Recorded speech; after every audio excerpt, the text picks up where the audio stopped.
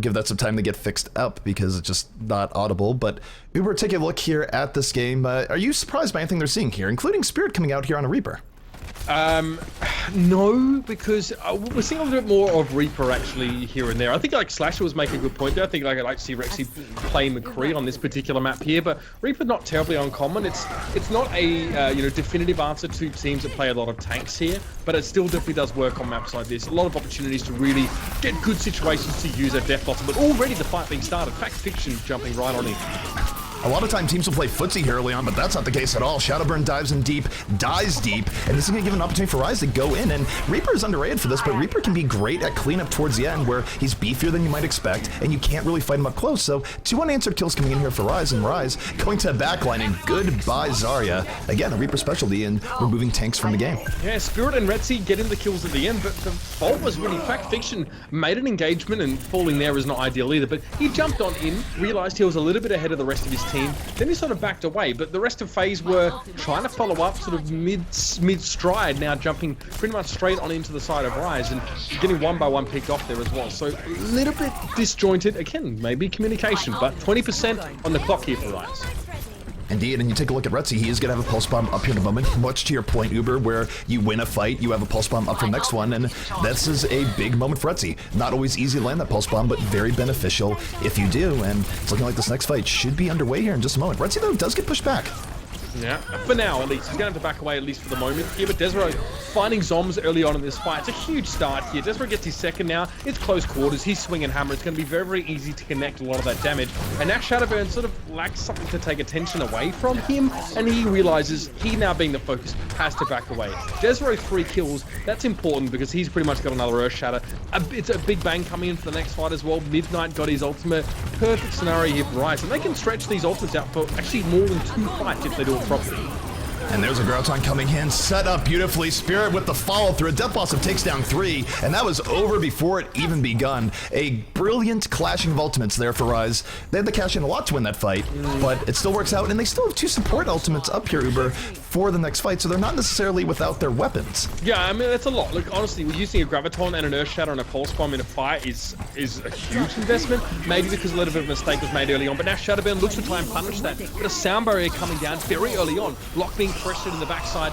Gotta be tough for him to get out there, but in the meantime, Retsy finds Forsaken, and Raucus goes down. So the war of killing support's actually going in favor of Rise here now, as it is back and forth on the point. Mikey trying to stay alive, but Midnight gives him the laser hair removal he never wanted.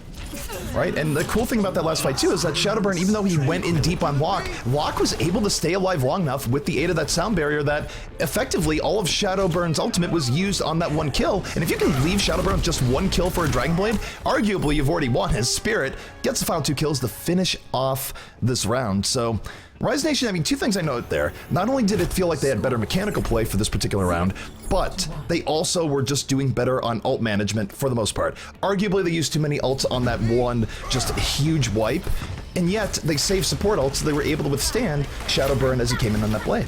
Yeah, look, quite simply, they won the first 2 fights, right? First fight was very, very good for Retsy. He had a Pulse Bomb. Second fight was great for Desro, 3 kills and an Earth Shatter. Then we eventually saw Midnight had his ultimate up, and all of a sudden, you've lost 2 fights, and you're going into a big bang, and 2 support ults, and an Earth Shatter. You're probably not going to win the round from there.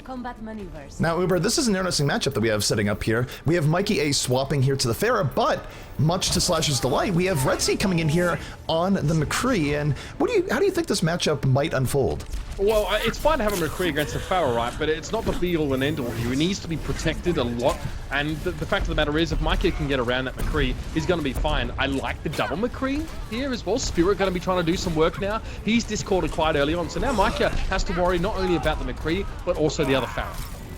Indeed, and for Rise Nation, they didn't even really go super hard into that. They let the offensive phase come into them, and they just punished what they could get, and as a result, they've got in better position here. They should be able to get the first cap, and FaZe still struggling to really push this in their favor. Now, you do have Zombs coming to the point, but Mikey A dives into close quarters and just gets immediately bopped by Retsy as Zombs still looking for a bit of heroics.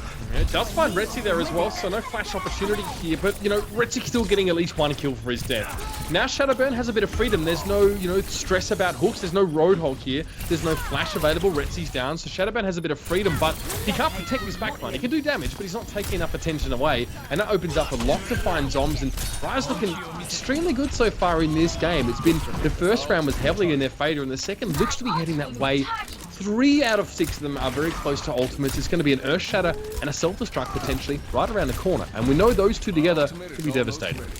Absolutely, and the interesting thing coming out here too is that Locke has been very good about just staying alive in all this. He was getting pressured by both Tracer and Genji at points, and even when he dies, he buys so much time that the rest of his team is able to come in and do good work. Now, he does have a Winston Downing on. I think they've realized that this has been a bit of a problem, but while they're doing that, there's not a lot of support for Shadowburn. He's going to go down. 4v4 fight here underway as Spirit takes to the sky. Yeah, Raucous for the casual double there as well. It's pretty darn good, but it might not be enough. It almost would have done the job, actually, but now it looks like, yeah, Fact Fiction going to be swinging in vain now, trying to press 40. Catches Spirit actually on the way through. That's not easy to do with the Pharah moving at a rate of knots with the concussive blast to knock him back, but now Self-Destruct. This is just going to try and, you know, put a bit of a deep freeze on the fight. And with Fact Fiction falling, Shadowburn going down to Retsy, it is going to be a strong position here for Rise now, even though FaZe have the point. Yeah, there's a case where Rise lost the point, but they can still come in and contest. Now, this is getting bad. If they lose this contesting, they're even wasting more time, but if they win, it's going to be a very short hold indeed from the side of FaZe right now, and it's very back and forth between the two. Retsy under heavy pressure from Zom. Zom's just doing anything to avoid those shots and does win that fight. Winning hit scan battle. Now he's going to go in, has that pulse bomb at the ready, and Uber, he's not even going to need to use it here potentially, but maybe he will use it in this one-on-one against Estiva. Well, we'll see if he needs it at this stage. I'm not really sure. I mean, it's going to be a bit more than a 1v1 at the moment, and he does get taken down by Midnight. I've got to say, one thing I hate more than anything else is playing McCree into triple DPS. It is impossible. Even if you have a good toolkit to deal with a Genji and a Tracer, you can see Retsy switching off that. He agrees with me. It's annoying as McCree because there's so many threats. You're squishy. You need to be babysat. You don't have your own form of self-sustain. You're a little bit immobile. So he's going to get rid of that one now and go for the Tracer here. It's just a bit safer. It is the great conundrum where McCree is really good against any of those heroes individually, but if both are focusing on the McCree, then it's actually very difficult to get the targets you want. But next fight here, underway. Soundbear out here from both sides. Everyone dropping the beat. Midnight, self-destruct up and on the way. Might not even use as Retsy gets the early kill on the Zen, cripples the healing coming out here from the side of FaZe, and this is going to be a very clean fight here from Rise. Yeah, the Genji Tracer switch coming out for Rise now. Actually, it's really starting to build up a little bit of momentum here. And you will notice that FaZe are going for a comp that they sort of very much enjoy to do in general.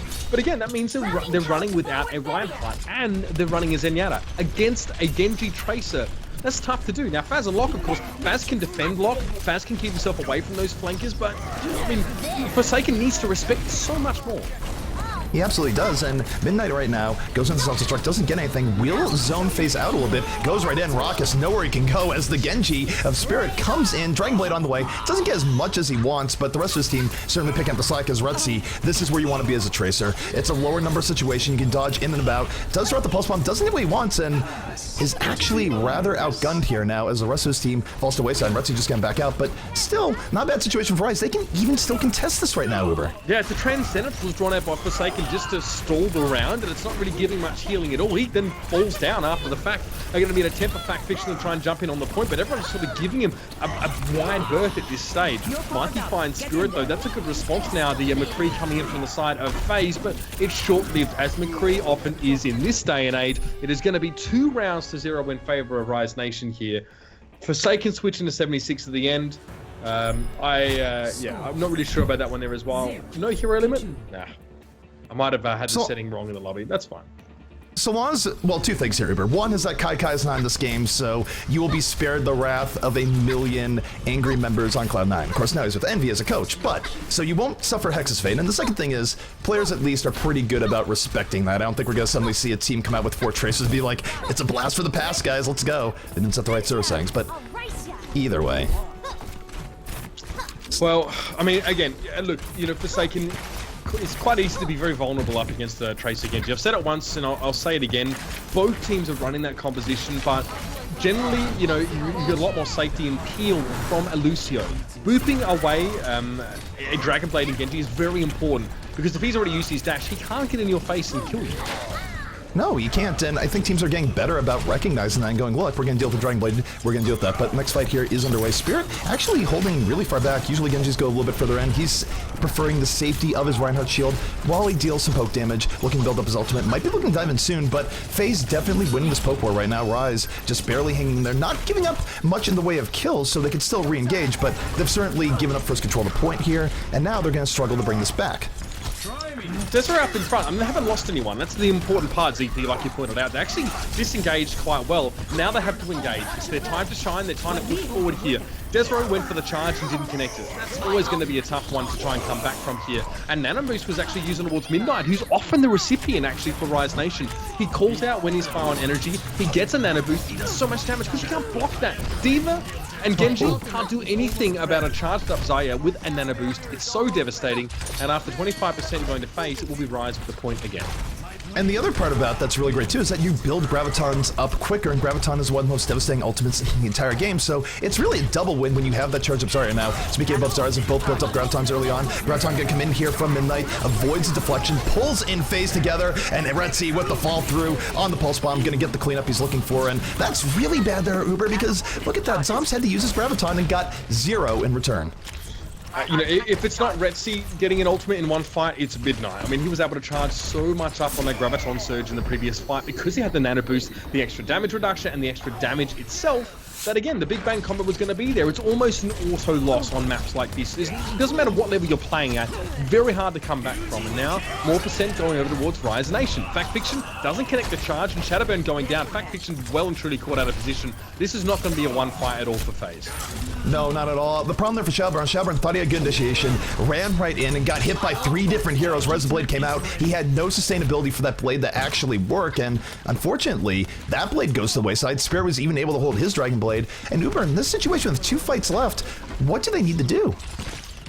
Well, again, I mean, you go for a junk rush here. You have to. You don't want to waste too much time. You don't have enough ultimates. You're not going to use. You shouldn't use a sound barrier here. There's no reason to do so. And you can see they're going to go in. Are they drawing ultimates out? They got Spirit's Dragon Blade, but that's about it. A little bit more would have been good, but now you might have enough to be going with soon. Mikey's going to have himself a pulse bomb. We will have the sound barrier still for FaZe, but again, they're going to have to work in a suboptimal situation. They've got no choice. They've got to go for it here. Well, the final fight is going to be underway here, potentially. Last chance for FaZe to bring this back. At 90%, they will not get another opportunity. And look at all the tools that Rise has right now. Desro just creeping, looking for an opportunity to drop that Earth Shatter. Gonna be coming back in around to try and meet this flanking assault here from FaZe. Pulse Bomb is out, does not connect. Sound Barrier in for FaZe as they try and hold this in. But look at that, the Graviton setting up Rise Nation. 4 kills coming in off the counter, and FaZe might be on the way to losing Lijiang Tower. Fact Fiction comes in, the Earth Shatter. It's just too late. There's no one there to capitalize. They're already drawn in the Big Bang combo, and credit to Retzi, he held his Pulse Bomb for a couple of seconds despite the Graviton already being used to get the extra damage across the line. There was a sound barrier in effect. Forsaken had laid that one down, so wait a couple seconds, it decays quite rapidly, then stick the Pulse Bomb. You're still going to guarantee getting those kills. Nicely done by Rise Nation. They look absolutely a cut above here, but this group, if Rise Nation take this game, kind of gets blown wide open now after the back and forth results we've seen so far. So this is where I'm going to throw this back to Slasher here. I'm going to challenge us on a bigger level than just saying, well, it's FaZe being FaZe. And if you do want to respond to that, it still could entirely be true, but we did go into this expecting that FaZe would have a bit of an edge. FaZe clearly drafted with the idea of going into these control maps. It's what FaZe likes. And then FaZe really did not like the result here where they lose all 3 rounds, many of them in a very dominant fashion. So Slasher, where did this go wrong? Well, Rise does have Midnight on that Zarya, and we have talked him up so much. Now, Zarya, as many people may not have noticed, did get a buff in the recent update, where it takes Genji more than 2 slashes to get rid of the bubble now, and that helps Zarya much more.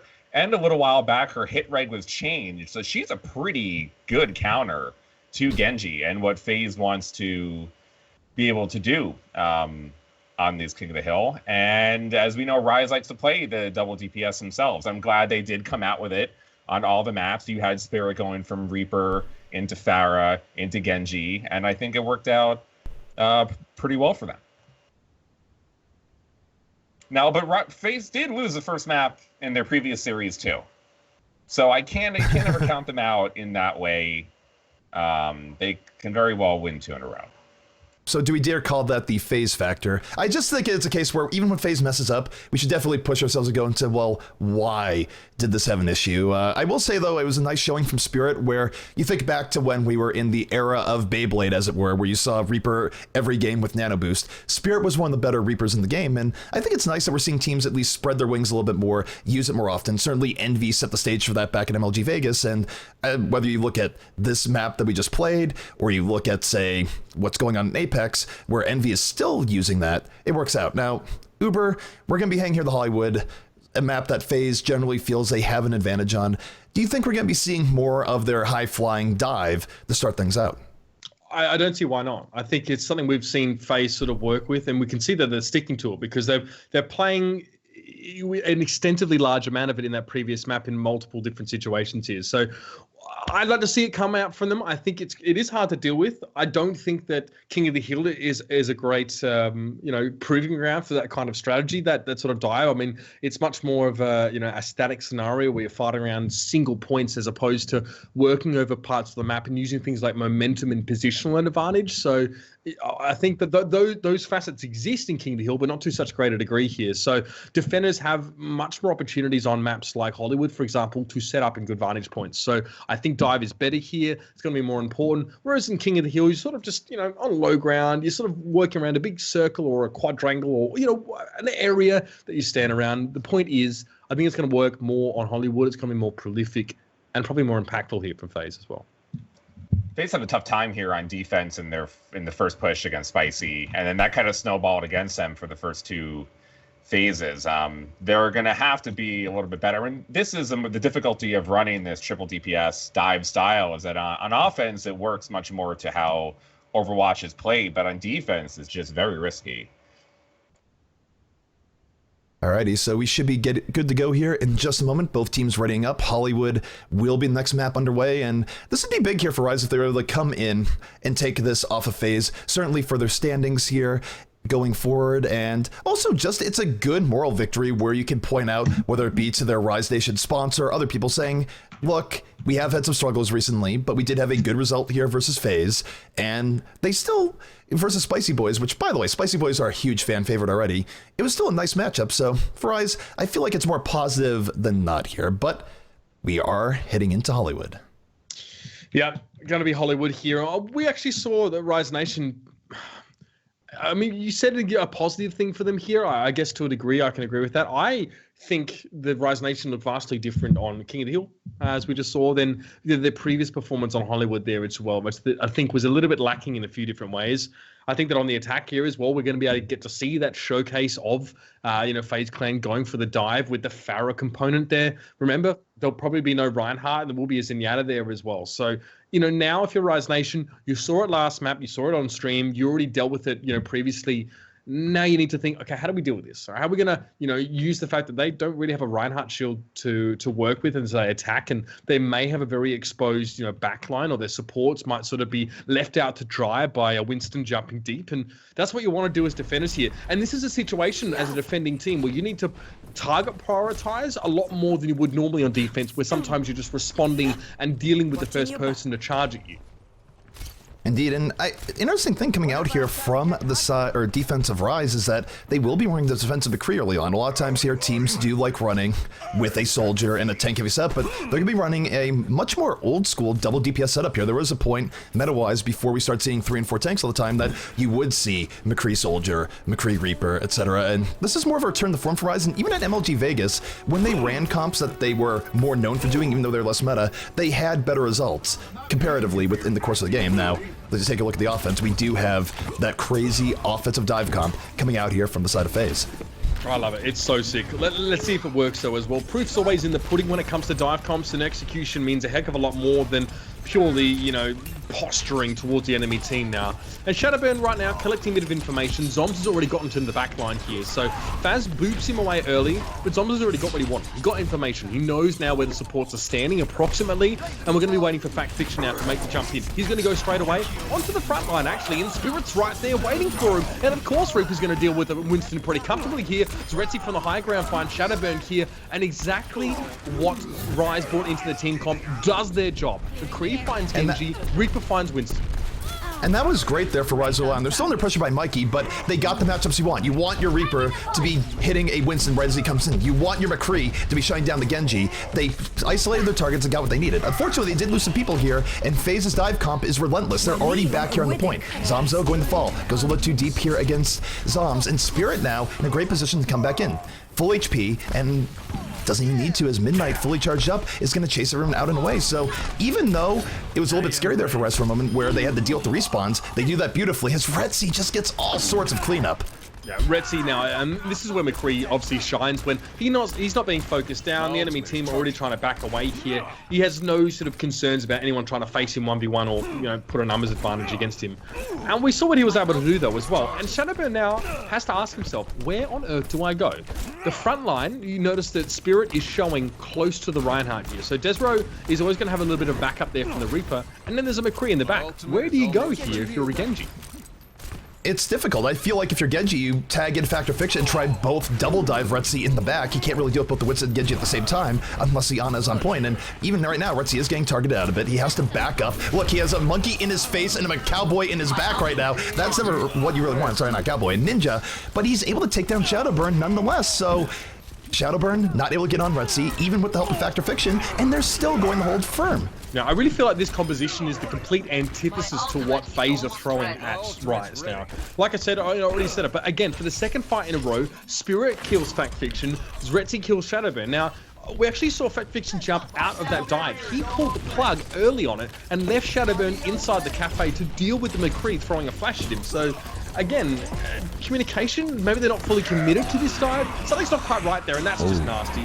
Shadow that is absolutely deadly. It's never great when everyone gets knocked to the ground and you have an F5 tornado and Spirit coming in there just whirlwinding everyone right away. And now there's one interesting thing here is that for a team that really thinks that Ana is phenomenal, they haven't been running an Ana here, and that means that Shadowburn isn't going to have quite the crazy ult that you might normally expect. Now, it's Shadowburn. He can do crazy things without a nano boost, but he's not going to get the help that a Genji usually gets in this meta as he goes in with a minute left here. And Uber, I feel like this is the final window here for FaZe. Yeah, and you have to question Forsaken for sticking to that Zenyatta. We know he loves it, we know he plays it well, but maybe you need an Ana here just to give the extra punch in.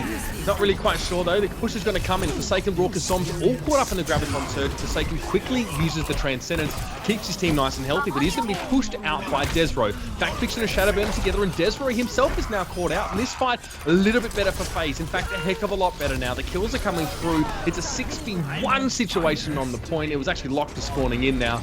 And FaZe get it done without that Ana ult, of course, and Forsaken using the Transcendence. Good response to Midnight's Graviton.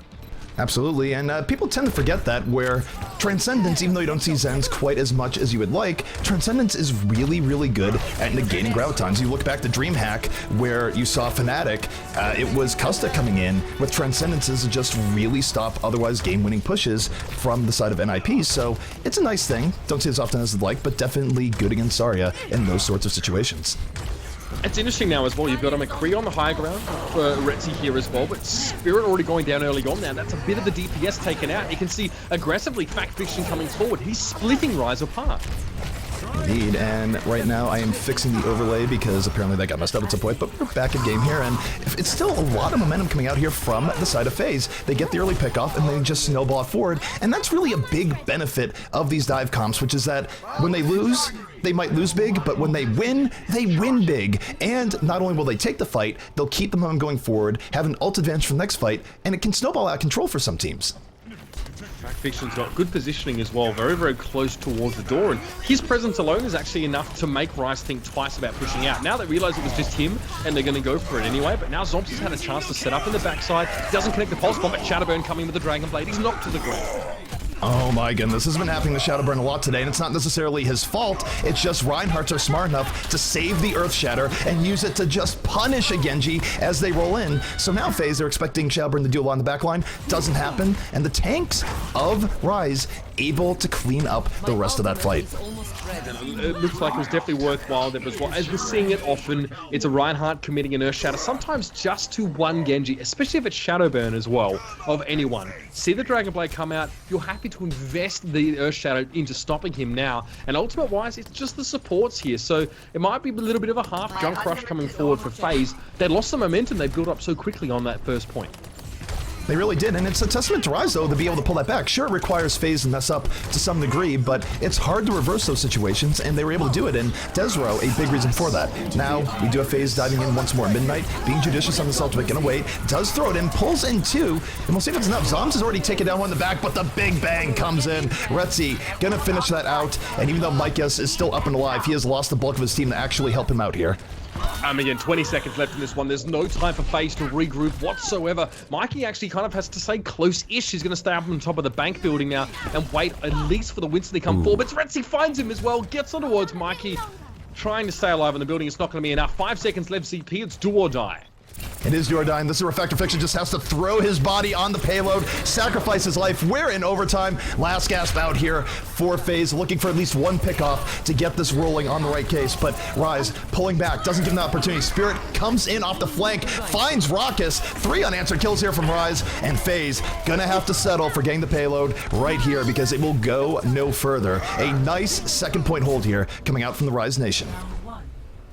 I mean, they showed up well on the first point, ZP. You saw how long they actually held FaZe at bay for. You know, we talked a little bit about this Reaper-McCree combo, but I'd love to ring Slasher in here as well because we spent a lot of time talking about FaZe and how their comp's working and how aggressively they are going.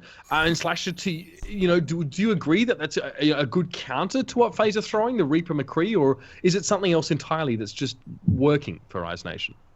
Well, the Reaper is making it very difficult for Factor Fiction to get in. Because he is and has been on that Winston and not on the Ryan and playing that Ana style, when you have Reaper in the mix, it makes it very difficult for Winston to create the space that's necessary for the dive comp to work its best way. So I think Rise has found a decent amount of success when playing that type of style. So let me ask you this, Slasher, at least for this patch right now, when D.Va has a billion armor and a good way of dealing with a lot of what Reaper could throw out at her, do you think that Factor Fiction should have swapped to, say, a D.Va to apply more pressure on the Spirit and not give him the easy shots when he dove in? I mean, with D.Va in there, it's just Reaper can't really do much. So that's why whenever anybody picks Reaper right now in rank, you have the whole team yelling at you, why are you playing Reaper? No point in doing it. And if you don't run D.Va, it does open it up for Reaper to be able to do the same things he did before. I mean, Beyblade is still really good, especially if there is no D.Va in play. And I think Reaper is going to be coming back into prominence once the patch hits and the D.Va is a little bit easier killed and a little bit pushed out of the meta. Is the Zenyatta for Forsaken hurting FaZe at all, Slash, or are you happy to keep seeing it here? Well, I mean, especially on defense, I'm actually someone who's actually played with these players. I've always told them, can we play Zenyatta? Can we play Zenyatta whenever I'm on a team? I don't want to play Lucio. I'm always a big proponent of playing Zenyatta, especially on defense, and I think it has fit this team very well, especially with how proficient Forsaken is on Zen, to be able to do it. All right, so first fight gonna be underway here in a moment. Retzi looking to pull attention to the back and be on the flanking trace. The rest of his team coming in through the front, and they're not wasting any time. They're getting right into it, and Spirit finds a big one early on. Zoms goes down in the beginning, but Shadowburn looking to turn the tides, gets to the back line on his own, takes down 2, and despite that early pickup of Zoms, he's gonna get bailed out by some great positional play by the rest of FaZe. They bent back and then went in at the right time to punish that. And now, seeing this composition, Retzi going to switch straight over towards a Roadhog here. So, not messing about.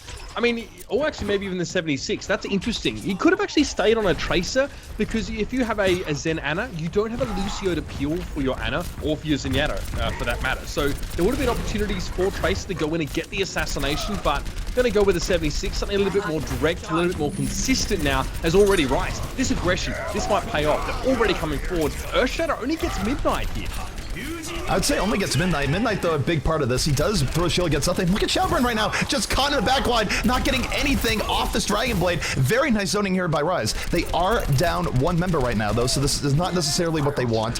FaZe doing a very good job of just holding their ground and not letting Rise get this early pickoff. But as I say that, Raucus takes a Helix rocket right to the face, and now Retzi opens him up to come in over the top. Great position coming in here, looking for Zoms, picks up Zoms, and here comes Rise Nation. Some very key pickoffs. Yeah, a disengage here for FaZe, at least trying to get up towards the high ground. Now, the hook doesn't connect. If Spirit had gotten caught by Mikey, that could have been the ticket But still, Shadowbear might be able to do enough of this work himself, and with Forsaken coming back over towards the cafe here, it's going to be a pincer if Rise aren't careful. But they back away. Fact Fiction and Mikey drop down. Another shield on towards Spirit. I tell you what, Rise are doing a great job of protecting Spirit. They recognize his value against these tanks, and they get that first point with 4 minutes 25 on the clock.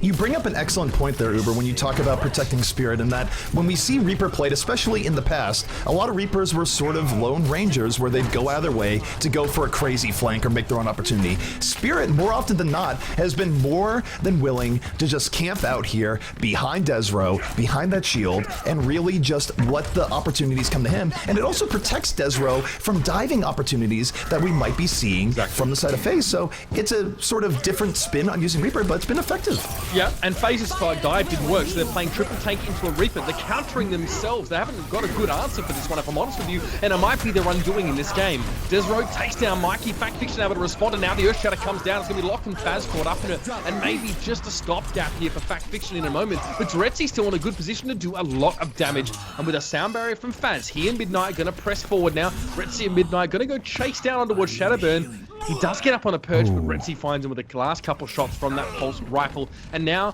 things are getting a little bit dicey for FaZe. They do have key ultimates in play. They've got a Graviton, they've got a Transcendence. They should not lose this fight. So, I've been knowing that Spirit hasn't been sneaky. He's taking the moment right now to go sneaky. He hasn't done as much. Unfortunately, they do see him there immediately. Defensive Graviton is out with the Transcendence, but Nano Boost is in. Will he be seeing the Death Blossom? He's going to spin to the backline. The Transcendence, though, stops it from doing what he wants. And with the Transcendence being out there, Uber, it just feels like that might not have been the right move. The Transcendence was clearly seen before he used the Death Blossom. But the Transcendence was baited out. There's no need for Spirit to actually use his Death Blossom there, because before he used the Death Blossom, Forsaken sees the Reaper jump down and goes, he's definitely going to ult. He uses his Transcendence, and then Spirit should have gone, yeah, I'm going to hold on to this. But instead he uses it after 2 seconds in a Transcendence. So we've seen it being used there. Maybe a little bit of a fumble, a bit of a misplay here. However, there's an Earth Shatter, there's a Tac Visor, there is an imminent Graviton surge here. That's a lot to be going on with now for Rise Nation. And for Rise, too, they're also playing with the house money to some extent here. They have a decent amount of time to go with this. I do think this is their best window that's coming up right now. They're not going to get a better ultimate situation against us. If they lose this, Shadowburn will have Dragon Blade in the next fight. So this really is their opportunity to win. Earth Shatter, Graviton on the way. Desro jumping off the top rope. The Graviton is in, puts people in the air, and he's just going to swing at those people stuck there. And what a hammer towards the end. Gets the two people that weren't in the Graviton. And Rise Nation now in a great position to potentially win this game. Rise, not taking a few casualties, but probably going to be a capture for them here, Uber. Yep, rolling straight on through now as well, and that is going to be it. It's going to go towards Rise Nation here as well. A very interesting situation unfolding here in Group A, but quickly I want to go over it. The Reaper here, he's in such a weird spot right now that, you know, there's not a lot of situations where he's maybe great, but when you do find an opportunity to use him, we see teams like FaZe not have an answer. They don't know how to deal with Spirit. They try a dive comp, they realize, no, there's a Reaper in the front line, there's a McCree in the back. It doesn't work. So then they play triple tank against a Reaper, which was the traditional counter to tank-heavy composition. So this plan B was not a good response to dealing with Spirit. And then he gets shielding protection for the rest of his team, because Riot Nation correctly identify that he is the key to unlocking their victory in this game, because they've seen the comp from FaZe. They've seen the tanks come in, they shift their focus to Spirit, they prioritize his survival, and they win the match. And Slasher, I know you go way back with FaZe, they're a team you're closest with here. Did you really think, or did you expect Rise to come out this strong against FaZe to the point of a pretty dominant 2-0 victory?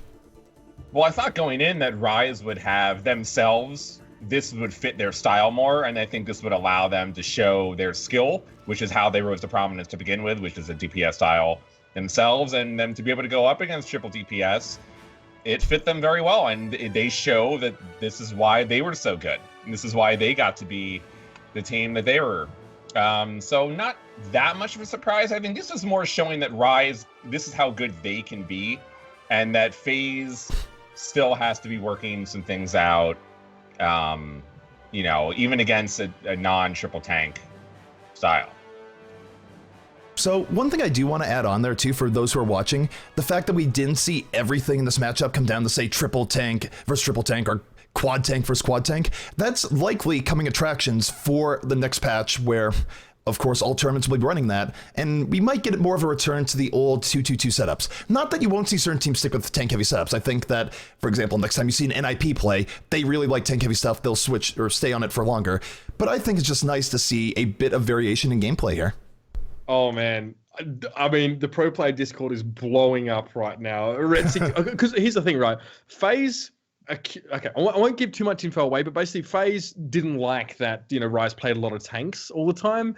And then obviously we see Rise play 2 DPS and beat them, and then Retzi types in chat, I guess we aren't tank players anymore. So there's a bit of a rivalry between these two teams here as well. I mean, it's all happening here in front of us, but good to see between these two. Neither of them, this game doesn't really affect whether they're in or out of the group here.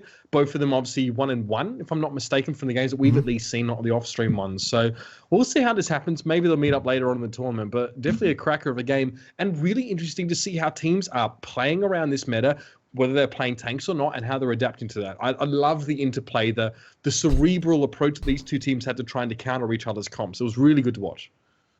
Alrighty, well, that brings us to the end of Group A play here. When we come back, we're going to be joined by the one and only Jason Kaplan, one of the finest analytical minds over at ESL, his first monthly Melee. And before we head off here, Uber, any final things you want to say before you head off for the day? I know it's very late there, and I just want to say it's been great having you back, man.